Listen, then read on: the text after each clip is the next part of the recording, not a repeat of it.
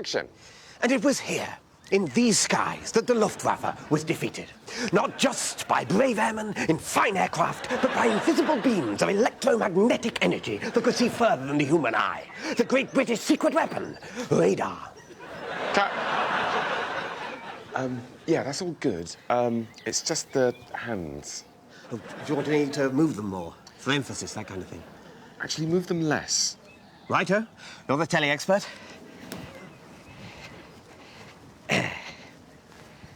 And action. And it was here, in these skies, that the Luftwaffe was defeated. Not just by brave airmen in fine aircraft, but by invisible beams of electromagnetic energy that could see further than the human eye. Cut! Is there something wrong with the camera? No, but there is something wrong with your hands. Not enough hand action. Too much. Really? You sure? No, of course, you've won a BAFTA. You wouldn't say it if it wasn't true.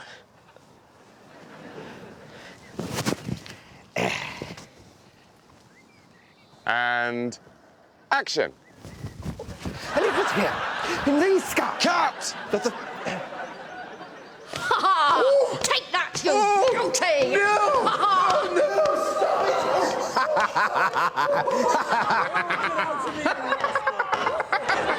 That's great stuff. Fantastic. Okay, guys, listen up, guys.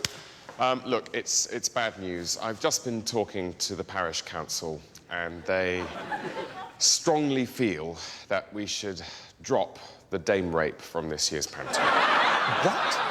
Now, I know how you all feel about this. But it's traditional. It's everyone's favourite bit. I'm sorry, but I'm afraid the message I'm getting loud and clear from the parish council is that it's offensive in this day and age. Oh, what?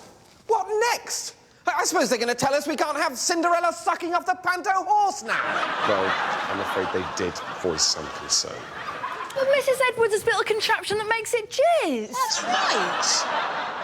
Look, I'm just don't shoot the messenger. But the messenger shooting's the only bit of gore in the whole thing. I know, and I'm sorry. Oh, this is ridiculous. First, the dwarf gassing scene has to go. Then the Mr. Wolf wank song gets cut. Buttons has to be wearing clothes, which means his name's not a joke anymore. I must say, I'm on the point of walking. Tell me, Alan, can we still force-feed Mother Goose and throw her resultant pâté at the audience? Oh, yeah, they're fine with that. OK. Well, it's terrible what some people do to animals. I mean, we're just here to help repair the damage, do what we can to make them better. Right, here we go. What have we got? Pheasant, gunshot wound to the chest. Oh, not again. Right, let's get him through. Yes, the first thing we do is remove some of the feathers to make it easier to get to the wound. Then we use various salves and unguents to start the healing process. Terry will talk you through it. Yes, I'm using a salve made of olive oil, a bit of rosemary, some salt and pepper. It sounds odd, but it really is the best chance these pheasants have got. And are you going to bandage the wound? I've done it already, actually. I use bacon. Again, so it sounds odd, but medically it really does the trick. Well, hang in there, little chap. Other methods we use involve suppositories. We try to use the most natural ingredient medicines that we can. So a typical suppository may contain sage, perhaps chestnuts, maybe some mushrooms. It can work wonders. Damn! We've lost him. No pulse, no respiration. Oh, the humanity. Don't worry, Terry. You did your best. I can't stand losing them. I'll see him the rest of the way. This is the crematorium. These ovens are very much like the ones you'd find in a kitchen, but much, much hotter. We try to give them some dignity in death, put some special tokens of their life in with them. So, for example, with this pheasant, we've got some carrots and potatoes and a few shallots.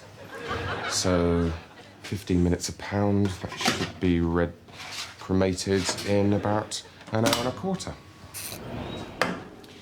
This is Clive. Hello. Why don't you tell them what you do here, Clive? I'm the head chef. Surgeon. Yes, surgeon, head surgeon. And tell them what happened the other day. Oh, right, yeah. Well, it's not just birds we treat here. For example, on Monday we had this lamb brought in. It was was very sad. We had to amputate his leg.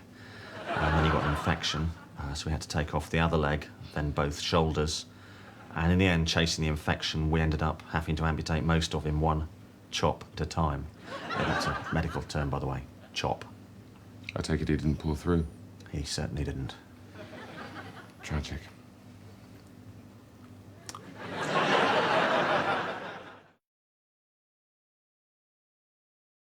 So just keep them in your pockets, all right? Sure, anything to help. All right, and action. And it was here, in these skies, that the Luftwaffe was defeated. Not just by brave airmen in fine aircraft. Cut!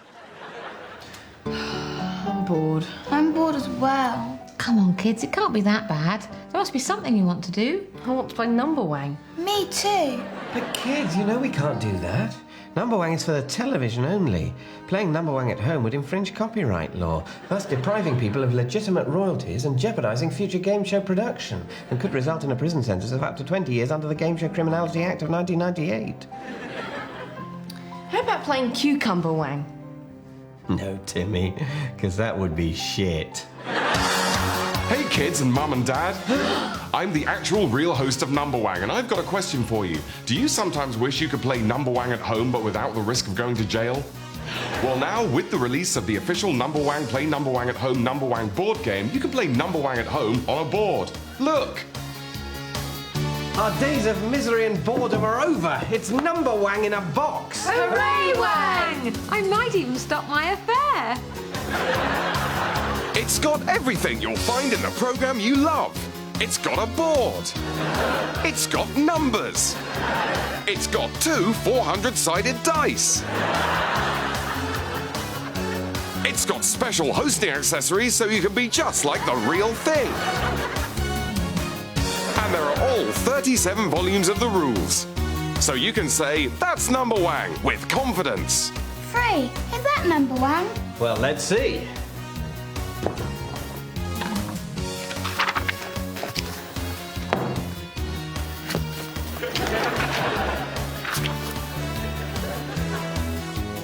No! And it even comes with a real rotating board. Let's rotate the board. What's on the other side, kids? It's an apple. The actual official Number Wang board game for everyone from ages 8 to 88. Sorry, Nan. And at a price of just £238.91, now every day can be a Number Wang day. That's number one! Tina Edwards is no ordinary woman because she has a second head that hates her. You look so fucking old. Do you know that? Continuing our point and laugh but in a caring way season, we'll see Tina struggle at home and at work. Thanks very much. Thanks very much, twat. We'll be half-heartedly listening to Tina's problems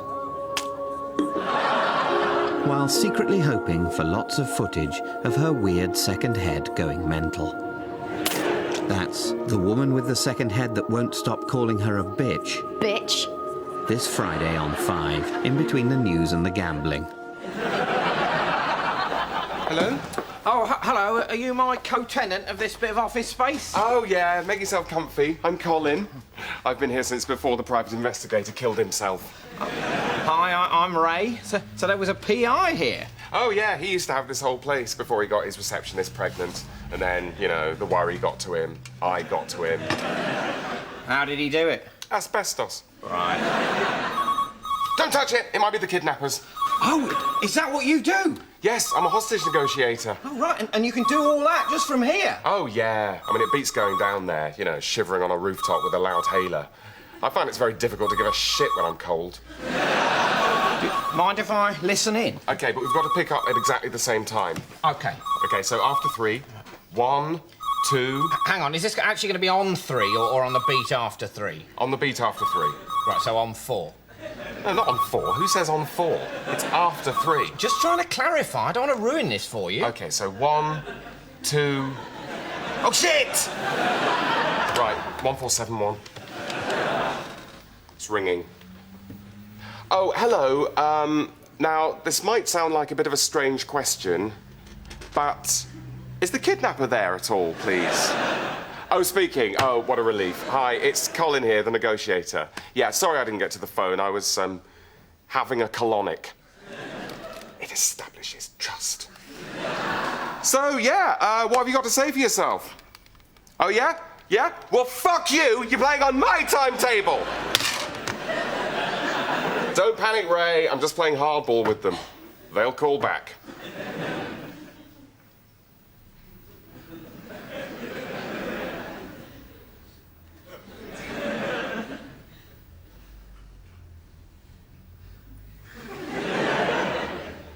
Poor man.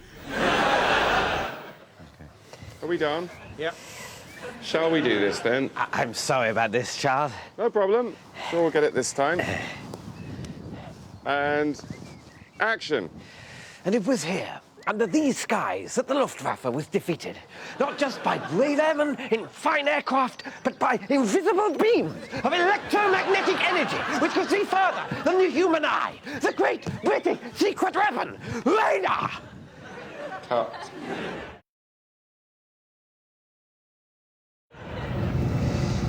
Forgive the blindfold, Mr. Cooch. An unfortunate necessity, I fear. I bid you welcome to the new headquarters of my organization. Yeah, very nice. Call me Ryan. Alas, I abhor informality. To business. Permit me to outline for you, if I may, the amusements I wish you to realize for me. This wall, for example. A sturdy and unyielding wall, wouldn't you say? But what I require, Mr. Cooch, is a cunning mechanism whereby pressure applied to a lever camouflaged as, shall we say, this volume of Miss Katie Price's Being Jordan, will rotate the entire wall to reveal on its dexter side, well, that need not concern you. Is that clear? You want it not through? No, you misapprehend me. The wall must remain, yet rotate. It must be there, yet not there. You want a hatch? No, Mr. Cooch, not a hatch. I wish for the entire wall to rotate, turn upon its axis, roundy round. Why? I just do.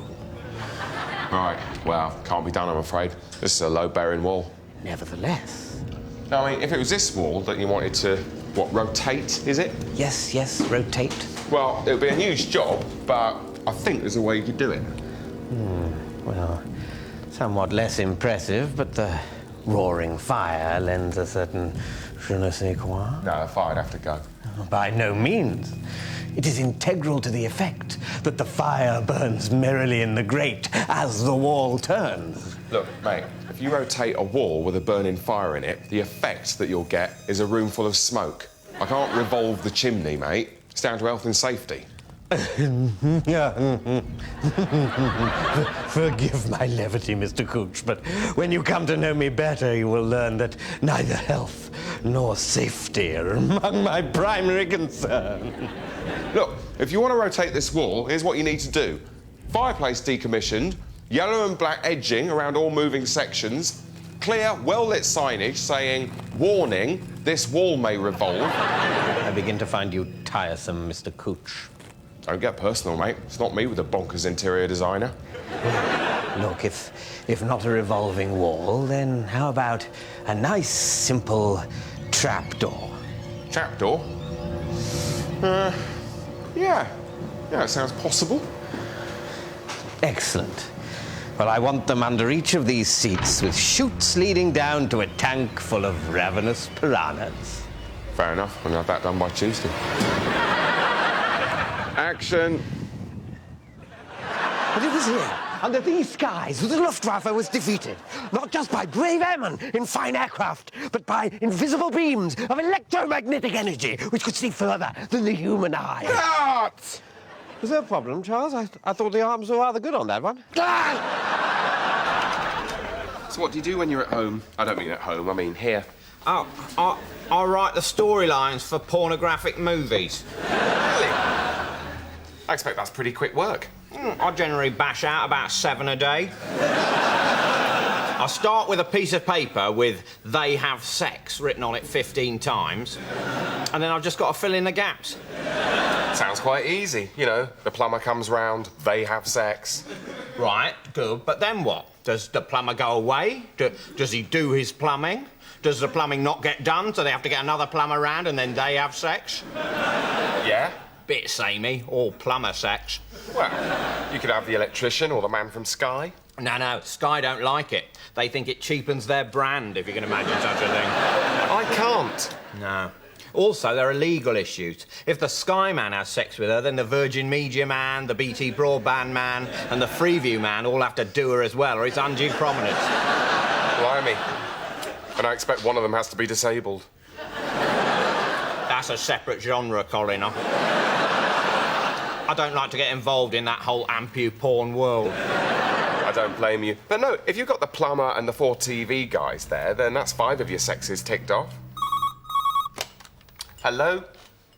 Yeah, I got the finger.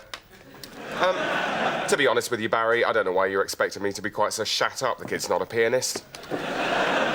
Well, yeah, I'm sorry, but the message the parents are giving me is that if you mean business, you'll send a whole hand and only then will they call the bank. Well, I'm glad they're not my folks too, Barry, but, you know, look at it from their point of view. They do have 3 other sons. Yeah, we'll have a think. My worry is that if 4 of the sexes are with people from digital TV, the dialogue might get a bit repetitive. Oh, there's loads, you know. Oh, that's what I call a broadband cable. What does that mean? Well, it kind of refers to... What, penis breadth? Don't call me penis breath. No, breadth. Breadth of penises. Yeah. It's pretty oblique. You've got to remember, Colin, that we're watching 2 people actually knobbing. So a double entendre that doesn't quite work is just going to get lost. OK, well, what if she sits on the TV, whacking off, and makes some comment about having a set-top box? Gold. So, he should be reduced to no more than a handful of dust now. Oh, no. Oh, that isn't supposed to happen. I'm going to have to call the engineer and tell him that the oven just isn't hot enough to burn things. This just looks cooked, more than anything. It's terrible. Really terrible.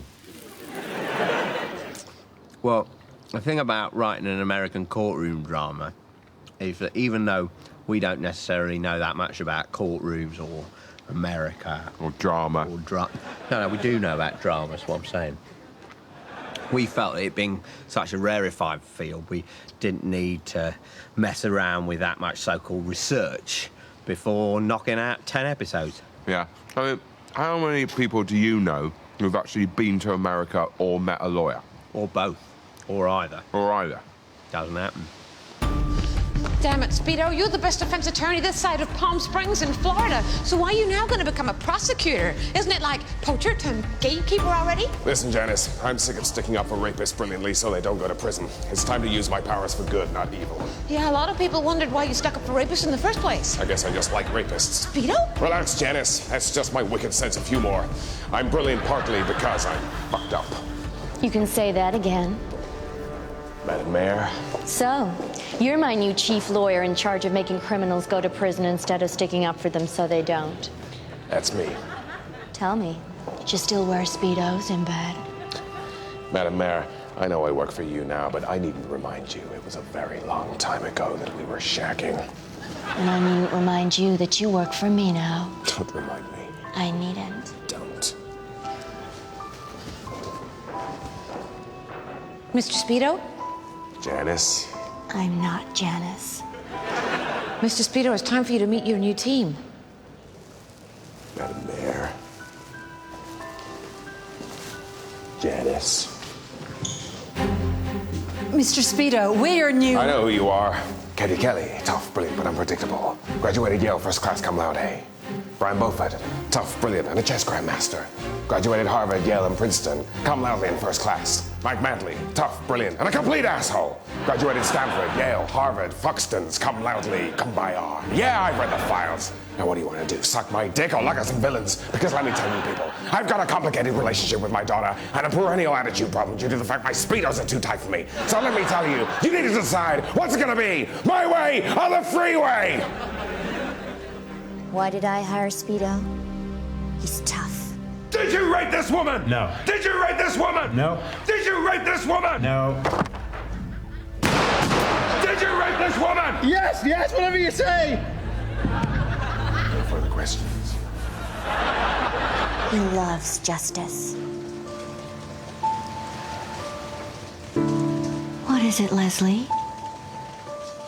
I was just thinking about how much I goddamn love justice. Have you ever thought about getting some Speedos that fit you better? Maybe when I'm dead. And he always does the right thing in the end. Did you steal his wallet? No. Did you steal his wallet? Hold on. Speedo. Daddy? Honey? You missed my 16th birthday.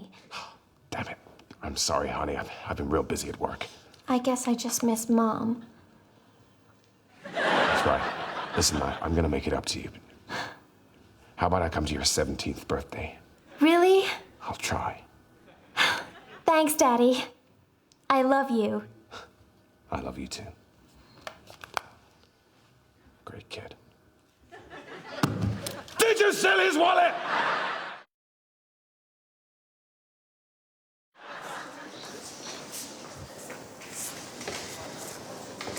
I see you wearing that T-shirt I bought you.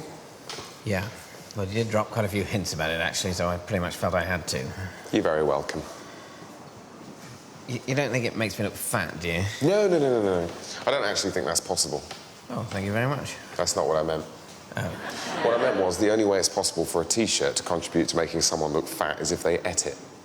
Did you deliberately buy this T-shirt to make me look fat? No, of course not. I bought it to deliberately make you look gay. You look fat whatever you wear. Why do you want me to look gay? None of your business. Sorry. Hang on.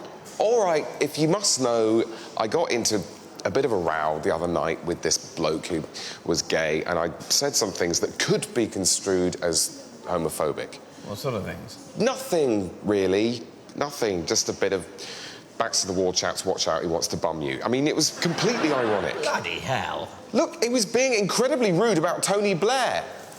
And Tony can't defend himself, you know. He hasn't got an army anymore.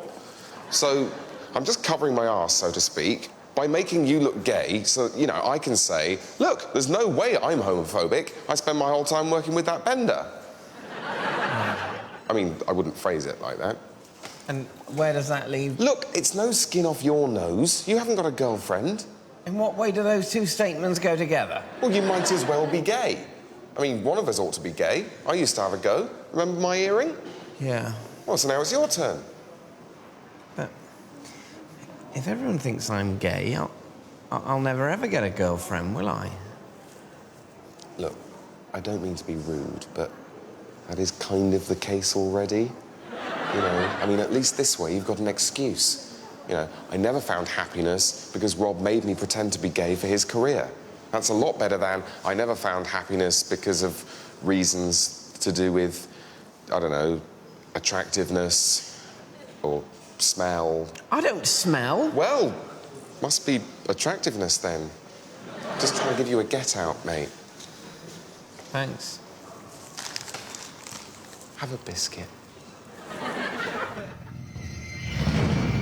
And that, ladies and gentlemen, is the true purpose of the Calippo organization.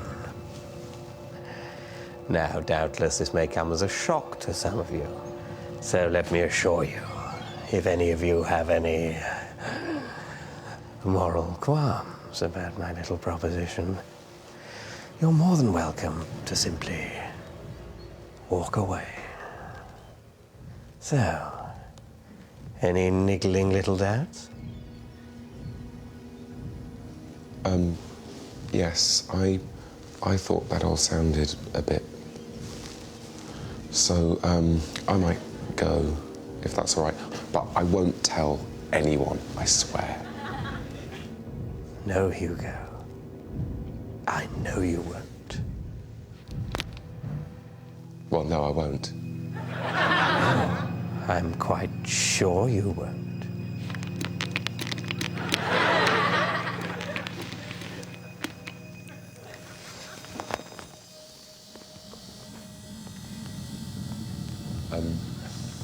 What's that? Nothing. Don't you worry about that. OK, so am I free to go? Yes. Just sit tight for a moment, though. We need to talk about your redundancy package. Why isn't it? Because you need to press the other button. God, yeah.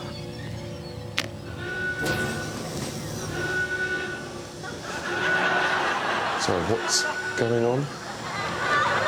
Nothing. Now we can forward date your pension to... Attention. Trapdoor number 3 is about to open. Please clear the area. Trapdoor? Is there a trapdoor? No, it's just an emergency drill. You sit tight. Trapdoor 3 is about to open. Please clear the area. I think I might go. No, stay. But we haven't talked about what sort of a leaving bash you might... Trapdoor 3 now opening. Oh, terrific. Well, what happened was, we were halfway through filming the first series of Speedo, our American courtroom drama about the tough lawyer with the fatal flaw that sounds like his name. I don't need you to bust my balls, lady. I'm wearing a pair of incredibly tight Speedos that do that for me. When the actor who played Speedo suddenly died. Want to know why they never sold the beef in Albuquerque? No, but I have a feeling you're going to tell me. Which was sad, but mainly annoying. Well, it wasn't that annoying, because we finished the script, so basically not our problem. Yeah, we've just got someone else to play Speedo. There was some talk about us rewriting the scripts to make them suit him more, but... We were on a cruise around the Med by then, and I hadn't taken my laptop with me, so... What are you going to do? I'm not comfortable with this, Speedo. Madam Mayor, I'm never comfortable. Well, you knew that about me by now. But you're the wrong lawyer for this case. How can a rich white lawyer like you defend this poor black kid? Listen, Mayor, I may be white, but I'm not stupid. That kid is innocent, and he deserves the best lawyer in the world. That's me. Doesn't matter what damn color he is. I ain't telling you nothing. Okay, I get it. You don't want to talk to the big white guy in the suit. You are a big white guy in a suit. I know I'm the big white guy in the suit, but are we so very different? Watch this.